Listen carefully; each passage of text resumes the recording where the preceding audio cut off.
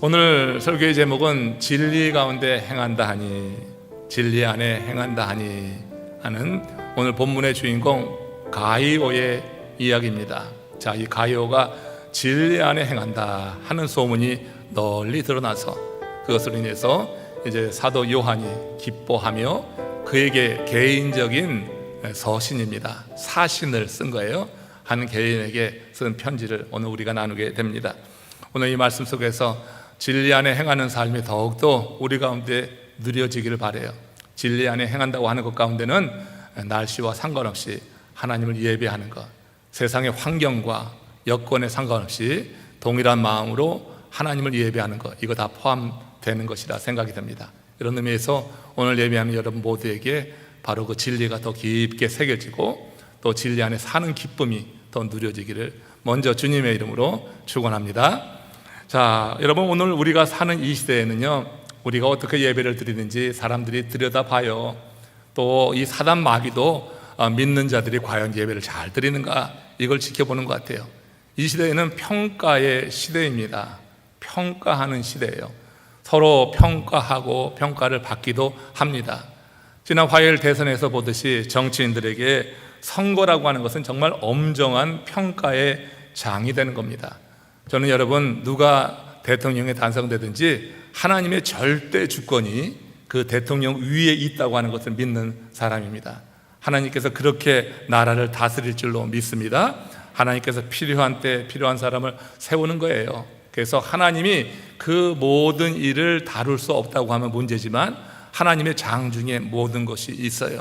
그래서 우리는 하나님의 절대선, 하나님의 전능하심, 이것을 믿으면서 하나님의 행하실 일을 위해서 우리가 기도하고, 또 이 땅에 어떤 갈등과 혼란, 대립, 무력 충돌이 막 일어나고 있는 이때 우리의 기도를 통해서 나라가 안정되고 더욱더 하나님의 말씀이 정말로 이 나라 모든 분야에서 그렇게 흘러가는 그런 시대가 될 수 있도록 함께 기도할 수 있기를 원합니다. 아무튼 이 시대가 이렇게 서로를 평가하는 시대라고 하는 것을 생각해 보면서 사는 것도 지혜입니다. 예전에는 학교에서 학생들만 평가를 받는 줄 알았는데 요즘은 교사들이 평가를 받습니다. 그리고 교수들도 평가를 받아서 좋은 평가를 받지 못하면 좋은 보직도 받지 못하고 잘못하면 해고도 당하기도 하죠. 자, 학교도 평가를 받습니다. 심지어 국가도 평가를 받잖아요. 국가의 신용 등급이 막 떨어지면은 그럼 어떻게 돼요? 굉장히 난감한 상황에 놓이게 되는 것을 우리가 우리의 교국의 IMF를 지나면서 우리가 다 함께 공감한 그런 이야기가 됩니다. 이 평가하는 이 사회에서 사람들이 그래서 주목하는 것은 다른 사람들이 나를 어떻게 보느냐, 다른 사람들의 시선에 대해서 그렇게 우리들은 민감하게 반응하며 지낼 수밖에 없는 것입니다. 할 수 있는 대로 남에게 잘 보이기 위해서 치장하고 또 학력을 부풀리기도 하고 그러다가 망신을 당하기도 하죠. 그러니까 다른 사람의 시선을 의식하니까 그 시선에 합당한 어떤 기준을 맞추기 위해서 그렇게 자신이 아닌 다른 사람들이 원하는 삶을 살아가고 있는 거 아니냐 하는 것입니다. 점점 사람들이 자기 자신으로 존재하기보다는 다른 이의 기준에 맞게 그렇게 존재하려고 하는 경향이 오늘 우리가 살아가는 이 시대에 너나 나나 할 것 없이 그렇게 나타나고 있는 것이 아니냐. 이렇게 타인의 시선을 의식하다 보니까 자기 인생인데 자기는 없는 거예요. 자기 인생인데 자기가 없는 삶을 산다고 하는 것은요, 얼마나 허무한 인생인지 모릅니다. 내가 없는 인생을 산다고 하는 것, 내가 없다고 하는 것 얼마나 여러분 그게 허무합니까? 다른 사람들을 의식하고 그렇게 살다 보니까 자기 인생을 자기가 살지 못하고 다른 사람들이 원하는 인생을 사니까 거기 자기가 없는 거예요. 그러니까 허무하게 되는 거예요. 지난 월요일 우리 고국의 유명 개그우먼 박지선이라고 한 자매가 스스로 또 극단적인 선택을 했습니다. 정말 잊을만 하면은 그 유명 연예인이나 유명 인사들이 이렇게 극단적인 선택을 하는 것을 보면서 정말 안타까운 마음 그지없습니다. 그냥 이 장례가 진행되는 동안 정말 많은 사람들이 조문을 했더라고요. 그 가운데는 우리 한국 사회에서 굉장히 유명한 이들이 대거 포함이 되어 있었어요. 자, 그에 대해서 누군가 그런 말하는 걸 들었어요. 살아서는 웃음을 주더니 죽어서는 눈물을 주네. 그가 정말 가만히 보니까 상당히 괜찮은 개구먼이었더라고요. 아주 선행을 많이 하는 것. 그래서 그의 그 죽음 이후에 그의 선행, 미담이 굉장히 많이 이어지고 있어요. 정말 오랜 동안 그 이야기가 전해지고 있는 것을 지금 보고 있습니다. 근데 저는 그렇게 생각했어요. 그 박지선이라고 하는 자매가 사람들의 시선을 너무 의식을 해서 자기가 없는 삶을 살다가 허무함 가운데 그렇게 극단적인 선택을 한 건 아닌가. 자기가 없는 인생, 남에게 잘 보여서 남에게 좋은 소리를 듣는 것, 그런 것을 삶의 우선으로 하다 보니까 더 이상 보여줄 것이 없고 육신이 약해지게 될 때 이렇게 자기가 없는 그 사실에 대해서 인식하면서 그런 극단적인 선택을 하지 않았냐 하는 제 조심스러운 생각입니다.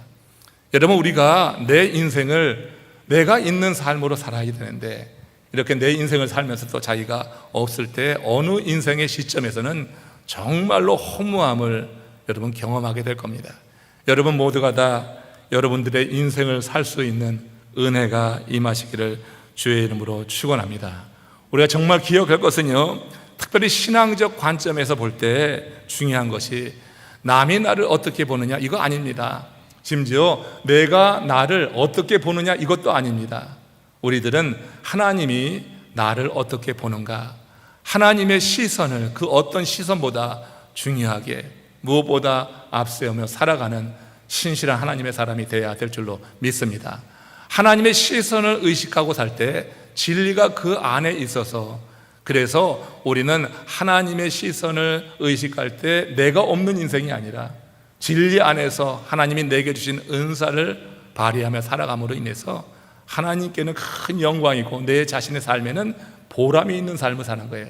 그러니까 하나님의 시선을 의식하는 사람은 절대 내가 없다 이런 말을 하지 않는 거예요. 주 안에서 나를 보는 거예요. 진리 안에서 나를 보는 거예요. 그래서 그 삶의 보람을 갖고 의미 있는 삶을 분명히 살 수 있는 줄로 믿습니다. 그래서 하나님의 시선을 의식하고 산다고 하는 것은 우리의 삶을 정말 풍성하게 하는 거예요. 하나님의 시선을 의식하니까 세상 재미 하나도 없네? 그건 아니죠. 진짜로 하나님의 시선을 의식하고 하나님의 말씀이 그 안에 있는 삶을 산다고 하면 세상이 정말 알 수 없는 기쁨을 가지고 살아갈 수가 있다고 저는 확신합니다. 그러기에 하나님의 시선을 의식함으로 인해서 우리 인생을, 우리 자신이 있는 것, 분명히 내 자신이 하나님이 주신 은사를 가지고 살아가는 그 모습 속에서 보람을 느끼고 기뻐하고 감사하는 그런 삶을 살기를 정말로 원합니다. 여러분, 하나님이 나를 어떻게 보는가, 이게 대단히 중요한 것이, 제가 말씀드렸듯이 인생의 어느 한 시점에 가면은 그렇게 살지 못할 때 정말 땅을 치고 후회할 일이 있다고 하는 거예요. 마태복음 7장 23절이 그와 관련해서 우리에게 주는 경고의 말씀입니다. 한번 같이 읽습니다. 시작. 그때 내가 그들에게 밝히 말하되 내가 너희를 도무지 알지 못하니 불법을 행하는 자들아 내게서 떠나가라 하리라. 도무지 알지 못하겠다고 하는 거예요. 이거 얼마나 여러분이 당황스러운 일이겠어요. 이 마지막 심판 때의 이야기인데 지금 주께서 누구를 향하여서 이런 말을 하고 있는 거예요.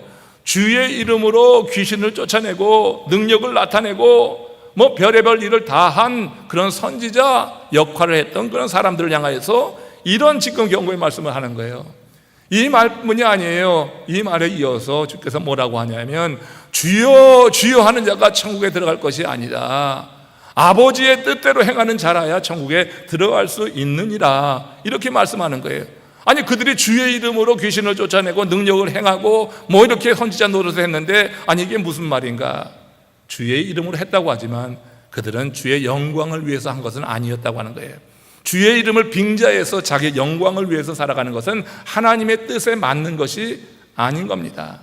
여러분, 어떤 사역을 하든지 우리가 주의 이름을 빙자해서 내 자신의 영광을 드러내려고 하는 것은요, 마지막 그 순간에 가서 내가 도무지 알지 못한다, 불법을 행하는 자들아, 주의 뜻을 따라 행하지 않는 것은 다 불법을 행하는 것이다.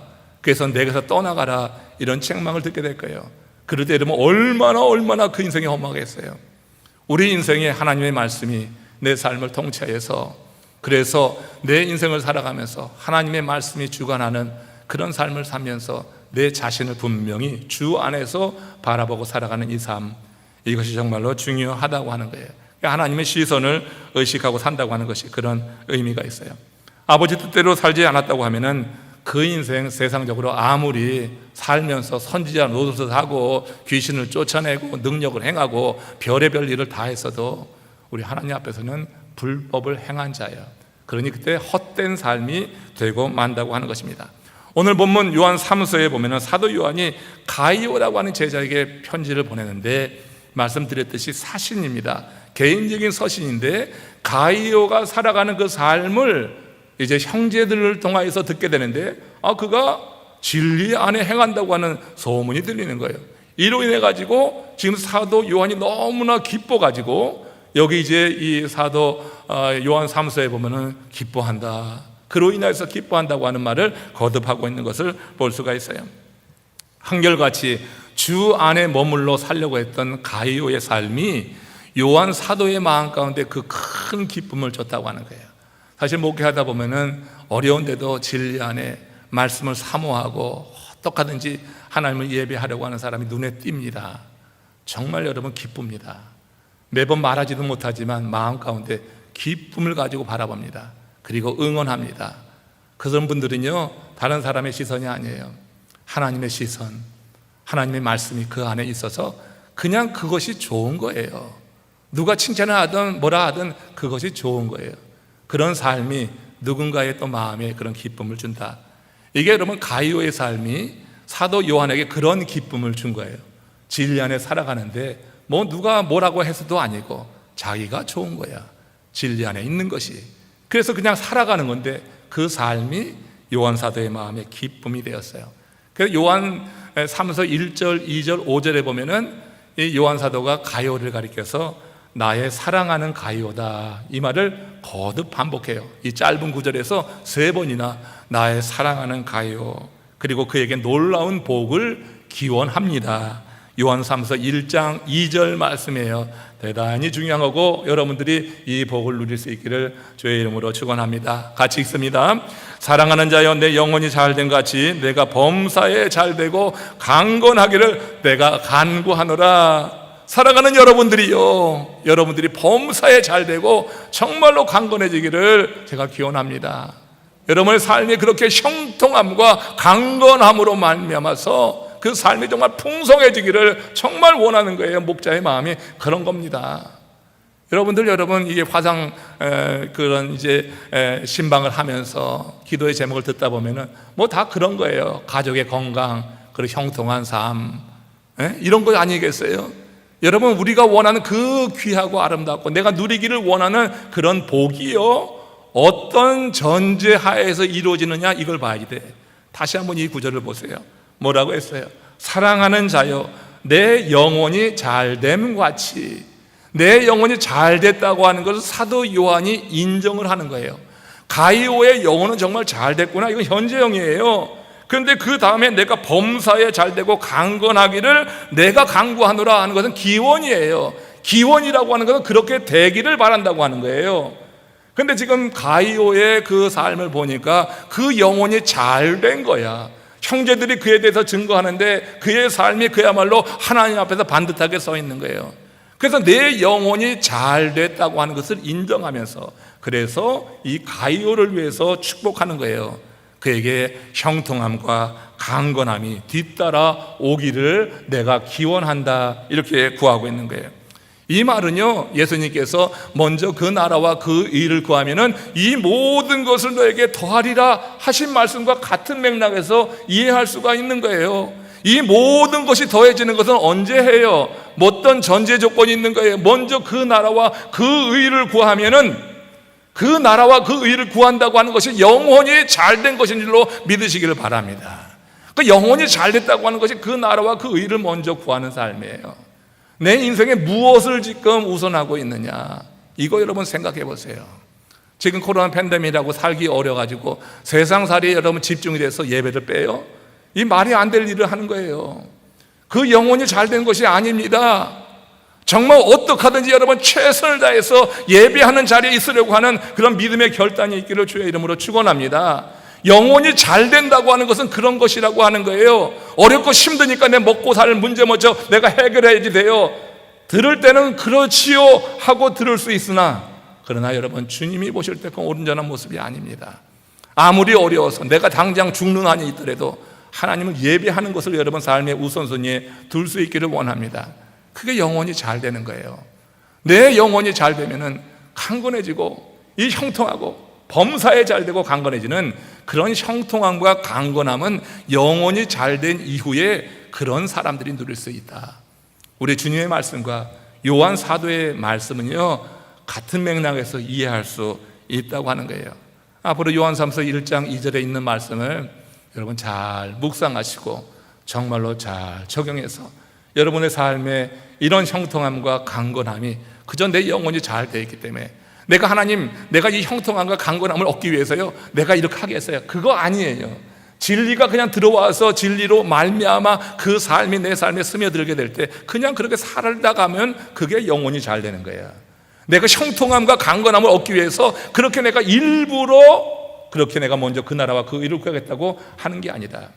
진리의 말씀, 하나님 말씀을 들을 때 그 말씀이 내 심령을 치고 감동을 주고, 그래서 그냥 그 말씀이 스며들어서 내가 무엇을 먼저 해야 될지 그 나라와 그 일을 구하는 것, 하나님을 예배함으로 말미암아 하나님의 말씀으로 새로워지는 그런 삶, 이런 것을 우선하게 될 때 우리 하나님께서 형통함과 강건함을 덧입혀 주신다고 하는 거예요.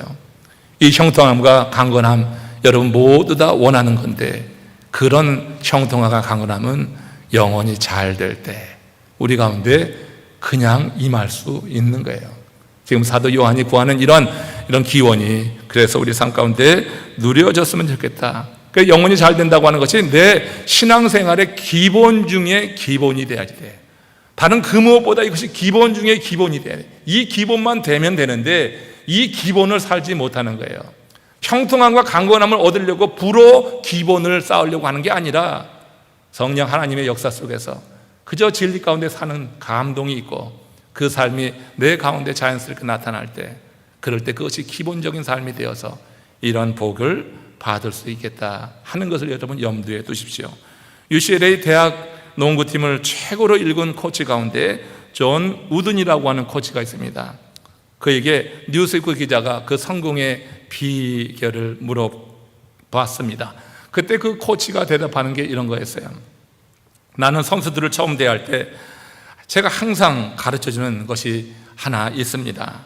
좀 더 시간을 들여서라도 신발과 양말을 제대로 신도록 하는 것입니다. 경기 준비하는 데 있어서 가장 기초가 되는 일이 바로 신발과 양말을 신는 일입니다. 좀 더 시간이 걸려서라도 신발, 양말 먼저 체크하게 합니다.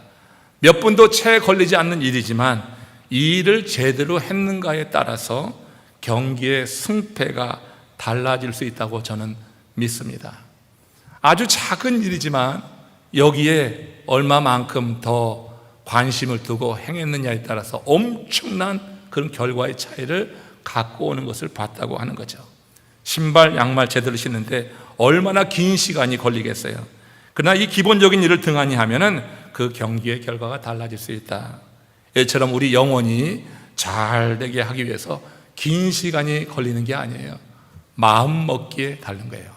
아주 긴 시간이 걸리는 것이 아니라 먼저 주님께 묻고 내가 주의 이름을 부르겠다. 그렇게 여러분 마음으로 성령의 도움 가운데 다짐을 하고 살아가는 것, 그게 여러분 영혼이 잘 되는 길이라고 하는 거예요. 가장 기본적인 이런 부분에 대해서 우리가 관심을 갖지 않고 당장 삶이 어렵다고 세상 것이나 두리번대고 거기에 시간 다 썼고 하나님을 예배하는 것은 그냥 뒤에 가서 시간 남으면 하고 녹화된 영상이나 듣고 하는 것은 온전치 않은 거예요. 그런 자세는 아닌 거예요. 집에서 예배를 하더라도 실시간 그 예배에 들어오는 것, 정말 육신이 약해서 병이 들어서 그래서 못 나온 상황이 될 경우에 집에서 함께 예배하는데, 그래서 여러분 이 온라인 영상 예배를 방영하는 거지, 그렇지 않으면 안 하는 겁니다. 그래서 여러분 그런 마음의 자세를 갖고 우리가 주님 앞에 서는 거 기본이에요. 이게 아주 기본이 되는 거예요. 그러니까 주의 이름을 부르고 내가 그렇게 살겠다고 고백하며 마음 먹는 것, 이게 영혼이 잘 되는 여러분 첫 발을 내딛는 일이라고 생각합니다. 오늘 보면 요한사무서 1장 3절에서 지금 요한 사도가 가이오에게 지금 하는 말을 다시 한번 들어보고 마음에 새기십시오. 같이 읽습니다. 형제들이 와서 내게 있는 진리를 증언하되 내가 진리 안에서 행한다 하니 내가 심히 기뻐하노라. 사도 요한의 마음에 너무 큰 기쁨이 되는 거예요. 왜? 형제들이 와서 증언해 주는 거예요. 지금 가이오가 내가 진리 안에 산다고 그렇게 동네방네 떠들고 다니는 게 아니라고, 자기를 피하라고 다니는 게 아니라고요. 형제들이 멀리서 와서 가이오가 진리 안에 행한다고 하는 말을 증언해 주는 거예요. 내가 그렇게 산다고, 내가 믿는 것만 최고라고 다른 사람들 무시하고 사는 게 아니라 진리가 그에게 왔을 때 그 진리가 스며들어서 삶으로 살아가는 모습을 보면서 형제들이 증거해 주는 거예요. 여러분, 믿음의 사람들 같은 동료들에게 칭찬 듣는 거 쉬운 일 아니에요. 지금 이런 코로나 팬데믹 가운데 있으면서 우리가 서로 만나는 것 자체가 기쁨이 돼, 서로 격려가 되고 힘이 돼요. 그렇지 않아요? 여러분, 지금 이 성전에 나와서 서로 바라볼 때 힘이 되잖아요. 같이 가서 허거는 못하지만 그래도 마주 보는 것으로 인해서 힘이 되고 정말 격려가 되는 것입니다. 근데 여러분, 우리들이요, 이런 형제들, 같은 믿음의 동료들이 나보다 좀 뛰어난 것 같아, 더 많은 일을 하고 많은 성도들이 관심을 갖고 주목하는 것 같아. 그러면 그 마음속에 살짝 어떻게 시기심이 일어나. 그래서 여러분, 인정을 하지 않는 거예요. 잘하는 사람들 뒤에서 수군대고 다른 말을 하기도 해요.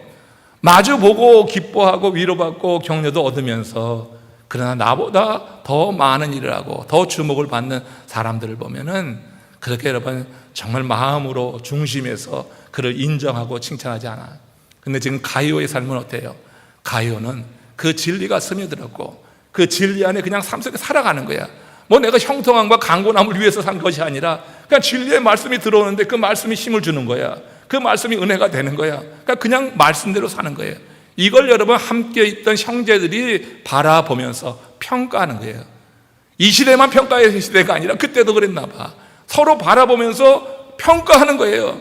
지금 여러분들이 행하는 모든 일을 우리는 그냥 보지 않는다고요. 그냥 보지 않아요. 다 생각하면서 보는 거예요. 그 당시 여러분 가이오가 행하는 그 모습을 지금 이 형제들이 바라보면서 뭐라고 평가했냐면은 그는 진리 안에 행하는 사람입니다. 하나님의 말씀이 그의 삶을 통하여서 이렇게 현실의 삶에서 나타나고 있습니다.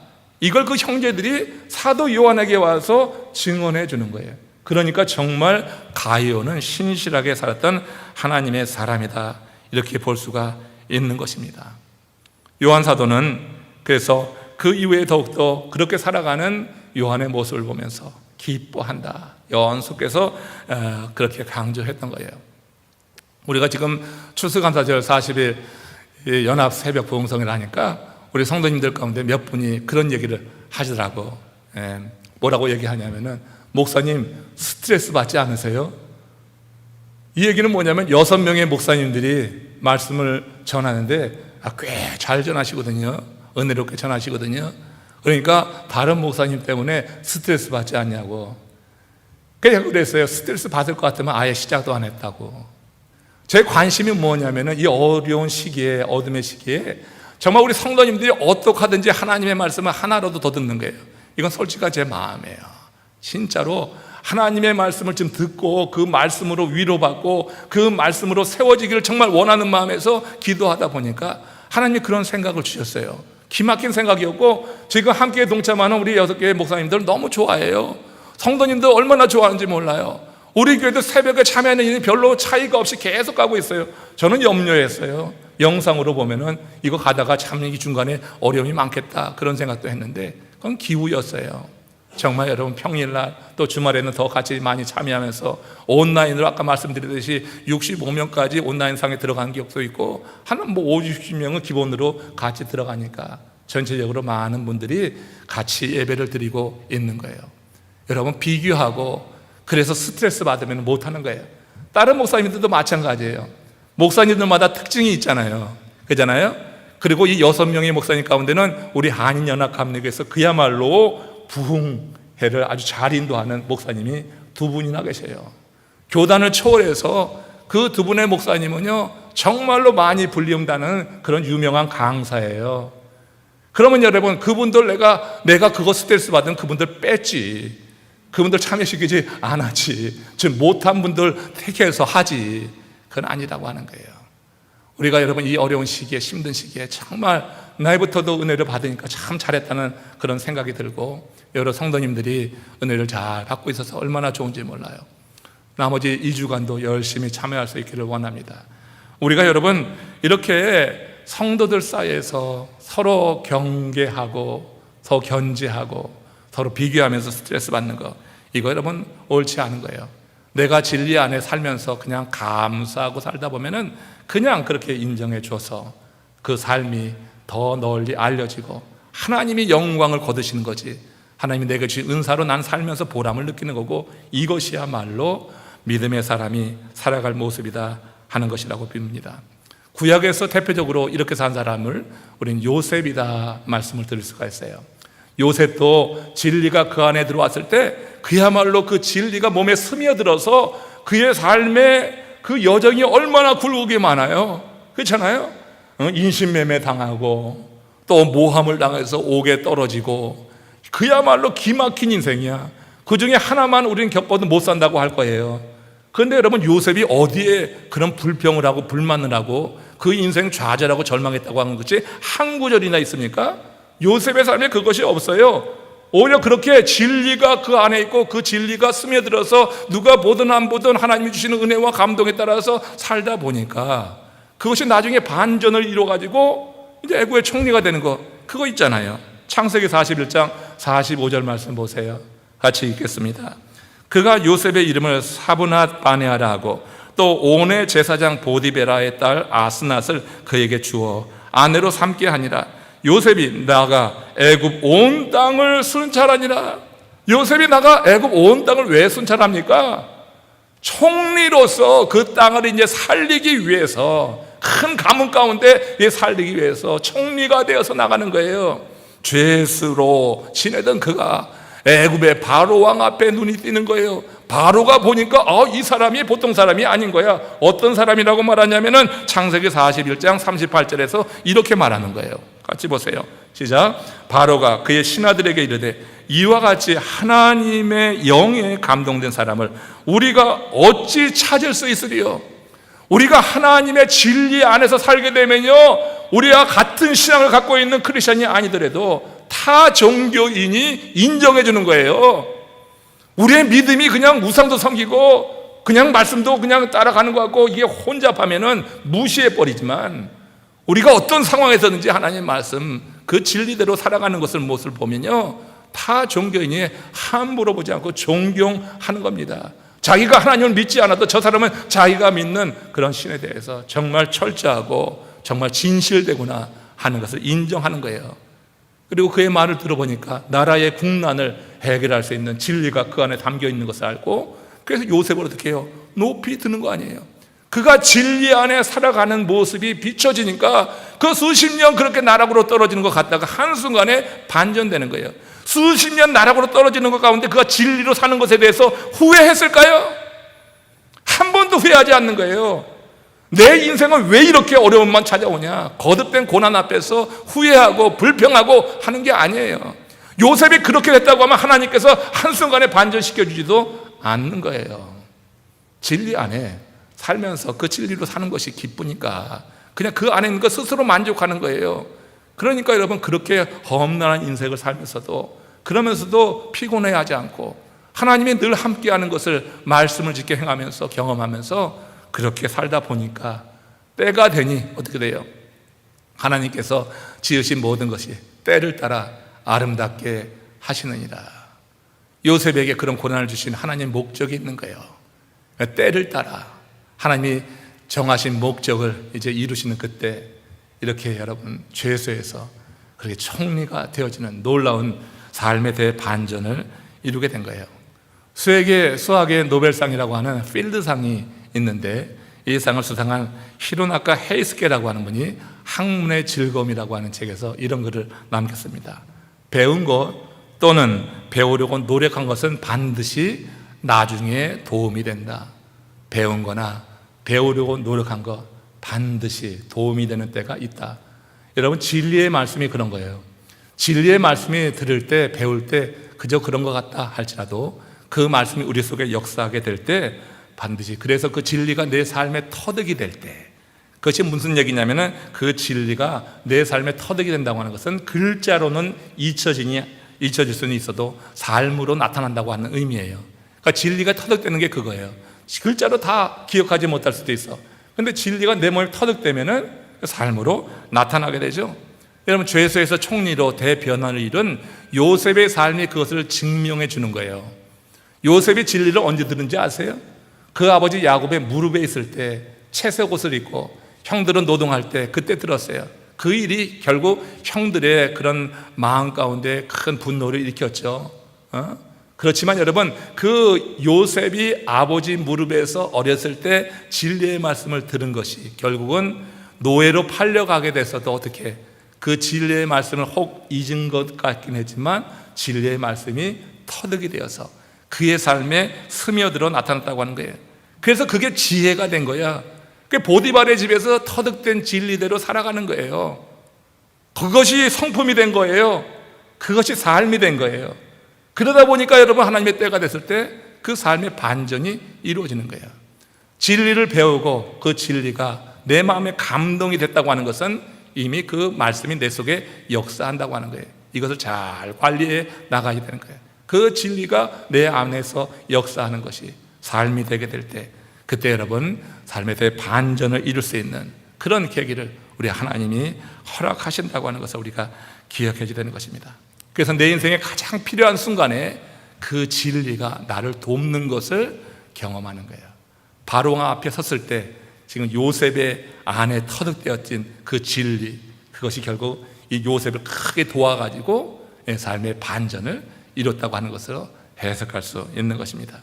사도 요한은요, 가룟유가 진리를 듣고 그 안에서 행한다는 소식을 들었을 때 그렇게 기뻤어.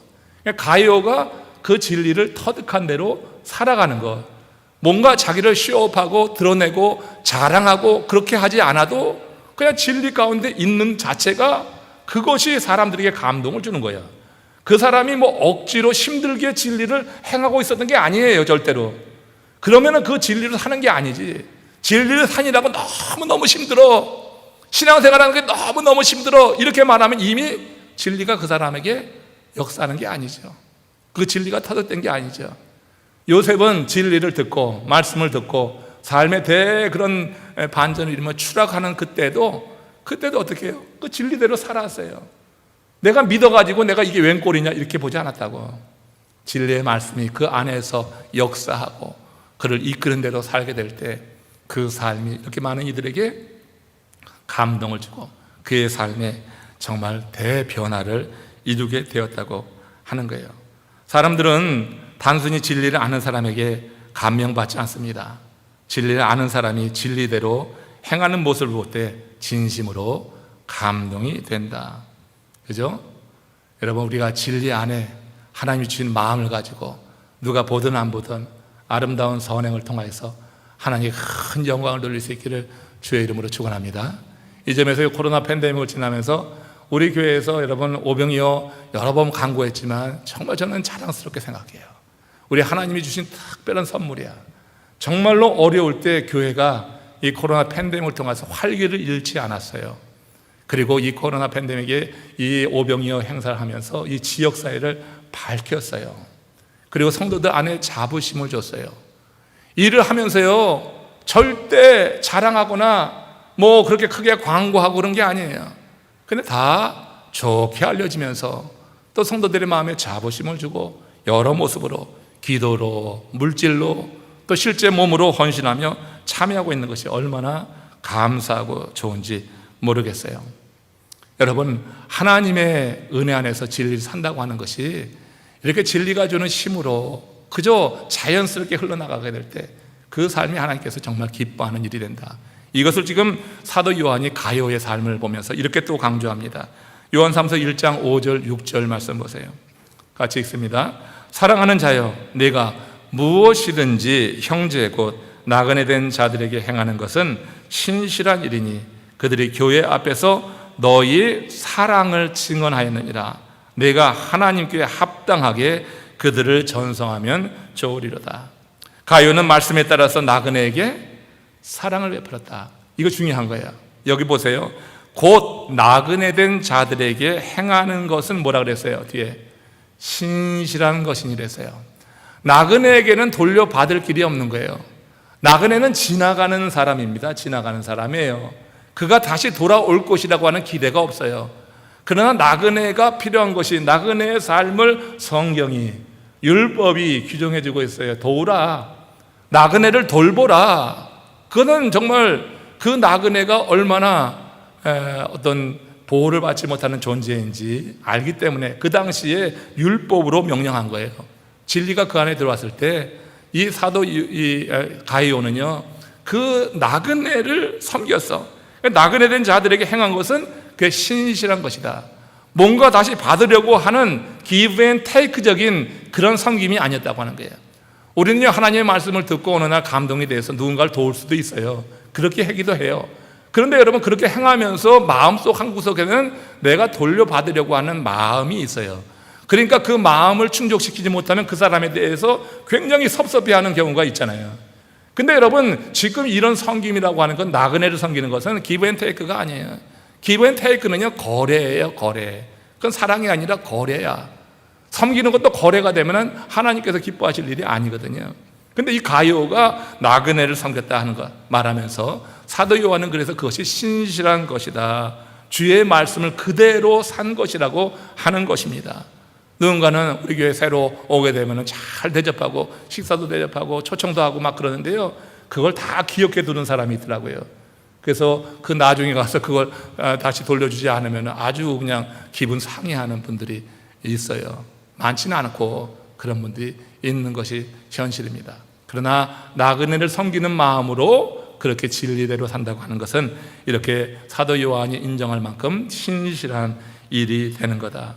그는 누가 보나 안 보나 한결같은 마음으로 진리 안에서 살았다고 하는 것이고, 그 결과 나그네에게 사랑을 베풀 때 신실하게 베풀 수 있었다고 하는 것을 지금 사도 요한이 인정해 주고 있는 거예요. 이와 관련해서 작자 미상의 글인데요, 일본인 작가가 쓴 글인데 오래전에 썼는데 저도 오랜 동안 마음에 남아서 여러분들에게 소개하고 싶은 글이 하나 있습니다. 아주 추운 겨울날이었어요. 눈보라친 아주 추운 겨울날인데 일본의 한 외곽에 우동집에서 있었던 일입니다. 그 우동집에 온 몸이 언뜻 보이고 얼뜻 보아도 아주 남루해 보이는 옷차림을 한 여인이 두 아들을 데리고 우동집을 찾은 거예요. 이 여인이 두리번 대더니 주인을 찾고서는 주인에게 그렇게 묻는 거예요. 주인장, 우동을 한 그릇만 시켜도 되겠습니까? 그래서 이 한 그릇 시킨다고 하는 게 세 사람이 들어와서 사실 말이 안 되잖아요. 근데 이 여인에게는 돈이 없었던 거죠. 세 그릇을 시킬 만한 돈이 없었어요. 그렇게 온몸을 녹이고 싶은데, 아이들을 먹이고 싶은데 돈이 없었던 거예요. 이 주인장이 그러며 하고 흔쾌히 봤더니 그 주방을 향하여서 우동 한 그릇 그렇게 주문을 했어요. 그리고 그 여자가 아이들과 자리를 잡고 서로 대화를 나누고 있을 때 살짝 주방 안으로 들어가서 1인분 우동 그릇, 거기다가 2인분 가까이 되는 우동을 담았습니다. 그리고 말없이 내왔어요. 그리고 그들의 테이블에 올려놨습니다. 이 테이블에 둘러앉은 엄마와 두 아들이 그 우동 한 그릇을 가지고 서로 먹으라 서로 권하면서 그렇게 맛있게 이제 국물까지 다 비웠습니다. 그렇게 여러분 한 10여 년이 지난 후였어요. 그때 이제 이 여인의 두 아들이 사법시험에 합격을 한 거야. 그러니까 금이 환영을 하는 거죠. 두 아들이 다 사법시험에 합격해서 고향으로 돌아왔어요. 추운 겨울이었어요. 그때가. 그 어머니를 모시고 간 곳이 바로 그 우동집이었던 거죠. 이 두 아들에게 그날 밤에 먹었던 그 추운 날 먹었던 우동의 맛을 잊을 수가 없었다고 하는 거예요. 작자 미상의 저자가 전하려고 하는 메시지를 저는 분명히 들었습니다. 그날 그 아이들, 그 엄마가 그 우동을 그렇게 맛있게 먹었던 이유가 뭔가? 그 국물에 그 주인의 마음, 배려하는 마음이 녹아져 있었기 때문이다. 그래서 우리에게 배려하는 것을 그렇게 전하려고 그 글을 남긴 거 아니냐, 이렇게 저는 이해를 했어요. 여러분, 정말로 배고픈 엄마, 두 아들이 우동집에 들어왔을 때 그저 한 그릇만 시키는 그 마음을 알고 그냥 됐습니다, 그저 서비스를 드릴 테니까 그저 돈은 받지 않겠어요, 그냥 드세요. 이거 얼마나 아름다운 모습이에요. 그러나 여러분, 그것보다 더 아름다운 모습은 뭐냐면 그 엄마를 그 아이들 앞에서 세워주는 거예요. 한 그릇밖에 살 수 없는 엄마의 마음을 헤아려서 아무도 모르게 주방에 들어가서 2인분을 담아내는 그 마음이에요. 한 그릇 값을 받지 않으면은 주인장 낯이 나는 거예요. 그 사람들은 주인에 대해서 고마운 마음을 가질 거예요. 그러나 여러분, 그 일로 인해서 두 아이의 마음에는 이제 이렇게 빌어먹고 사는 인생, 가난한 인생에 대해서 또 다른 부정적인 생각을 가질 수도 있는 거예요. 그렇게 여러분, 1인분 우동 그릇에 2인분을 담아둠으로 인해서 주인은 뭐야? 그 자기 이름이 드러나는 게 아니에요. 자기 이름이 절대 드러나지 않는 거예요. 그들은 자신들이 사 먹었다고 생각하고 나가는 거예요. 그 맛이 왜 그렇게 좋았는지 알지 못하고 그 국물에 주인의 그런 마음이 배어 있었다고 하는 거예요. 가이오가 주의 진리 안에 행한다고 하는 소문이 들렸다고 하는 것이요, 바로 그런 거예요. 지금 나그네에게 대접하는 것을 신실하다 사도 요한이 그렇게 인정해 준 것은, 나그네는 흘러가는 사람이요, 다시 돌아올 기약이 별로 없어요. 그럼에도 불구하고 나그네에게 그 사랑을 베푼 것을 보면서 신실한 것이다, 그런 가이오가 살아가는 삶의 모습, 진리가 그 안에 들어오고 그 몸에 배어가지고 그것이 그냥 사라지는 거예요. 억지로 살라고 해서 사는 것이 아니라 그렇게 사는 그 모습, 이것을 형제들이 바라보면서 크게 감동을 받는 거예요. 알지만 그렇게 살지 못하는 자신들의 모습과 비교할 때 그걸 가지고 시기하는 것이 아니라 그 삶에 대해서 동경하고, 이렇게 사는 것이 옳지 하는 그런 마음을 가지고 그렇게 형제들이 와서 증언해 주는 이런 삶, 이런 것을 듣게 될 때 사도 요한의 마음이 정말로 큰 기쁨이 되었다고 하는 것을 강조하는 거죠. 그들이 교회 앞에서 너의 사랑을 증거하였느니라. 그 사랑을 받은 사람들, 그 사랑을 받고서 그를 기억해달라고 하는 마음도 없었지만 결국 그 사랑을 받은 사람들은 그 사랑을 기억하는 거예요. 그래서 교회 앞에 증거하느니라. 이것을 들으며 사도 요한이 그렇게 기뻐하며 가이오에게 개인적인 사신을 띄워서 보낼 정도가 되었다고 하는 거예요. 안도인의 시 가운데 너에게 묻는다고 하는 시가 있습니다. 그 첫 문장이 아주 널리 알려졌죠. 연탄재 함부로 버리지 마라. 너는 누구에게 한 번이라도 뜨거운 적이 있었느냐? 우리가 여러분 지금 어려운 시기를 지나고 있습니다. 전 세계가 그렇고 우리 미국에 살아가는 우리 이민자들 다 어렵습니다. 또 한인 교회들 정말 어렵게 있는 처지에 있는 분들이 많아요. 이를 생각해서 우리 교회 교우 한 분은요, 정말로 거액을 내놨습니다. 또 자마라고 하는 곳에 대학생들 그 집회에 아이들 잘 모여서 그들이 말씀으로 훈련받게 하기 위해서 또 거액을 내놨어요. 그거 여러분 다 밝히진 않았지만, 그러나 여러분 이 어려운 시기에 정말로 하나님이 주신 마음으로 귀한 일을 행한 거 아니냐, 저는 그렇게 생각을 합니다.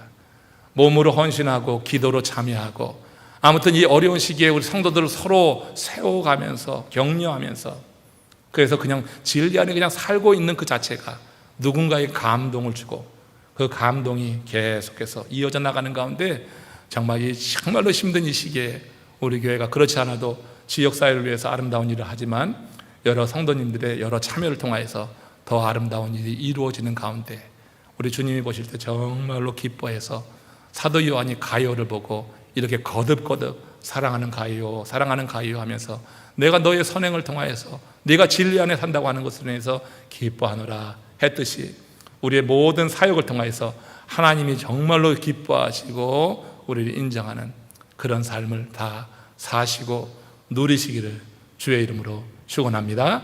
다 같이 한번 기도합시다. 오늘 우리가 가을이 되었습니다.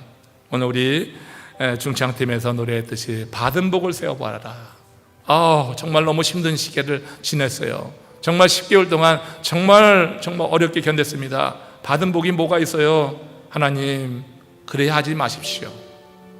우리 하나님의 은혜 안에서 우리가 하나님의 자녀가 되었습니다. 이거 하나만 가지고도 우리가 얼마나 큰 받은 복이 있는지, 우리 삶의 환경에 상관없이 진리의 말씀이 우리 속에 있을 때 우리는 그 삶을 살아가면서 그냥 기뻐할 수 있어요. 받은 복이 무엇인가 이 가을에 생각하시면서 주께서 기뻐하시는 일을 위해서 우리도 마음으로 기도하며 주님 은혜 안에서 진리 안에 행한다 하는 그런 아름다운 소문이 여러 성도들의 삶을 통하여 나타나길 원합니다. 우리 다 같이 합심으로 기도하시며 그런 은혜를 구하겠습니다.